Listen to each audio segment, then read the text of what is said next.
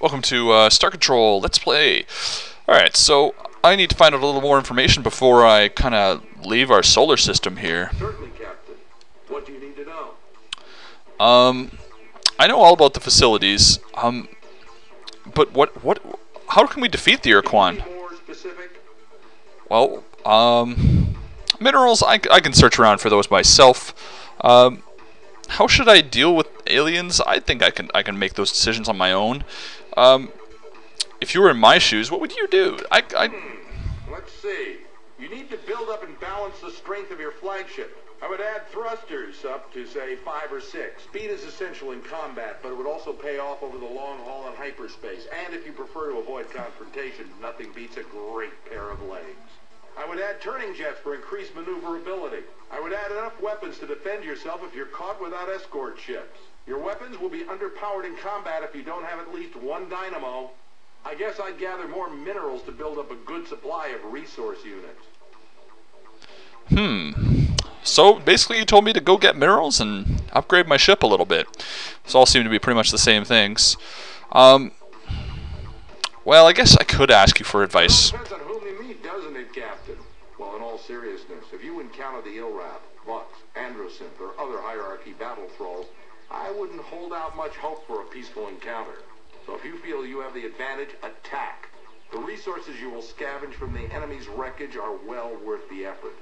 If you can find Alliance races who are in a position to help us, then you must convince them to join with us. Their assistance may be crucial to our success. So, how can we deal with the Urquan? Captain, I wish I had an easy answer, but I don't. The only way I can see of liberating Earth as well as the Alliance allies is to destroy the Urquan and their armada of battle thralls entirely. That sounds pretty tough. I may need to, yeah, like you said, recruit some allies. Do you have any long-range plans to defeat the Urquan hierarchy? To defeat our enemies, we will need awesome strength, both in your flagship and the fleet, as well as the assistance of powerful new allies. Though combat will be unavoidable and sometimes necessary to achieve our goals, I'm certain your wits will be at least as important as your weapons. You'll need to explore this region of space, gathering resources and information wherever you go. And he is very right there. Wits are way more important than strength in this game, although strength is important too. If you don't upgrade your ship, you're going to eventually get destroyed. But there's so much you can do that's just political maneuvering in this game that will help you out in the long run.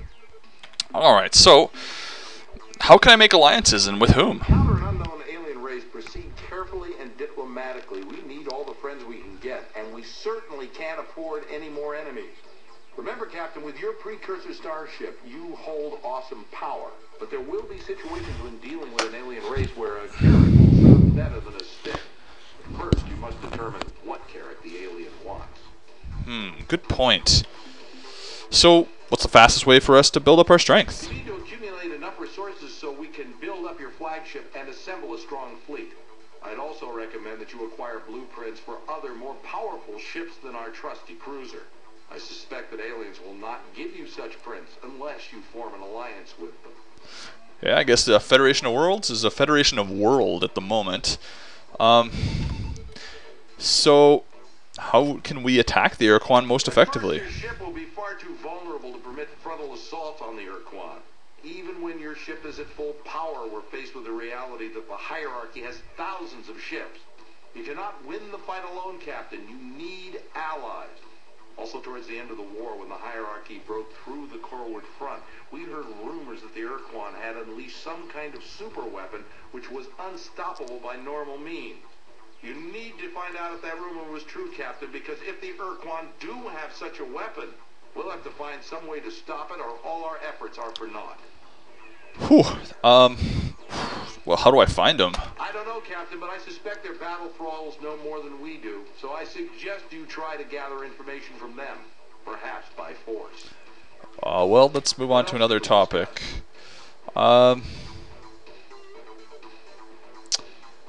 Well, I've learned what I need to know about this subject for now. But, you know what? I could use a little bit of background. What aspect of history, Captain? I guess I'd like to know about the other races. Which group of aliens? Well, how about the members of the Old Alliance? Okay. Which race? Oh, well, there are a bunch of those. So I've kind of heard a little bit about these, the Yehat. So tell me about, oh wait, the Shofixtai. Those are the guys that blew themselves up, I think. The Shofixtai are a race of intelligent marsupials who had been civilized for only a few decades when the war began. They were discovered in the Delta Gorno star system by the Yehat, who adopted and then uplifted the Shofixtai, giving them advanced technology and cultural definition. Shofixtai are noble and fearless warriors, Captain. In addition, their incredible fecundity and rapid maturation rate kept Alliance ranks solid even at the worst part of the war. You know, I once flew as an observer aboard one of their ships on routine patrol. We never saw the enemy, but I could never stop thinking about the glory device it had strapped to the bottom of its hull. Whew. Yeah, well, they sound cool. One thing you might want to note here is that I actually have been writing some stuff down. I wrote down that the Shofixtai's homeworld was Delta Gorno, in case I ever want to visit there. Something you got to kind of pay attention to in this game is that there's a lot of details that get dropped here. I mean, this is a little obvious at the beginning that he's sending me, you know, some information about possible areas I could go. But in a very rare move, this game is really, it's like open world in the truest sense. I can decide to go and talk to these Shofixtai guys or leave them alone. Although it sounds like they don't really have a planet left. But, you know, maybe I can rescue them. Ancient warrior clans that have been traveling the stars for many centuries. Clans are highly competitive and sometimes even wage war on each other, but the clans are all loyal to the Queen and her royal family, known as the Veepzeeps. The Veepzeeps have been in power for over 2,000 years, and it is said that during their rule, the Yehat never lost a battle. Sounds intimidating. How about the Araloo?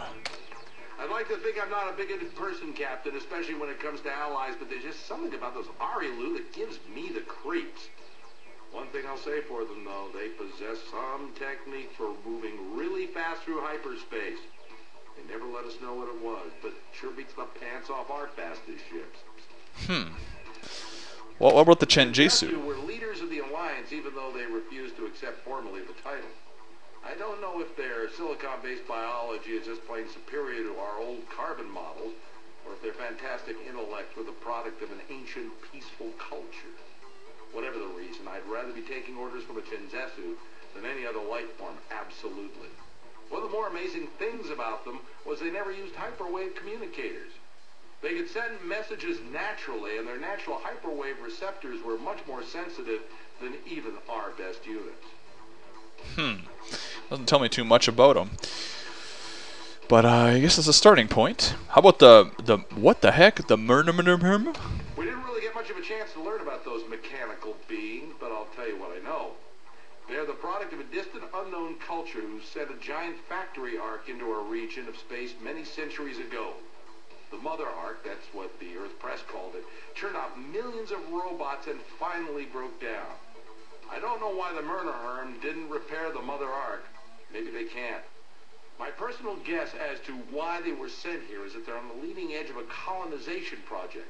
And once the Murnaherm obtained enough new worlds, the genuine colonists, whoever they are, will arrive and claim their due.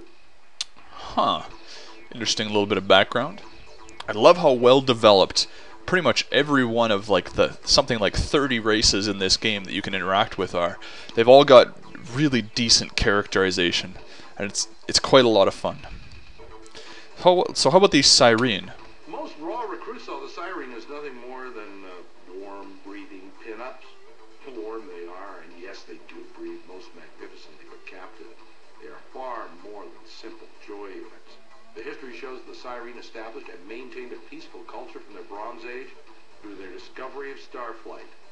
Before their planet was destroyed in a horrible cataclysm, their world was an Eden. That doesn't sound too encouraging. What world was that, though? Oh yeah, it's Bug Squirt. I wrote that down because Spathy Buddy told me that. So well, that's enough about alliances for now. And that's it for this Let's Play, guys. I'll continue talking with him in the next one.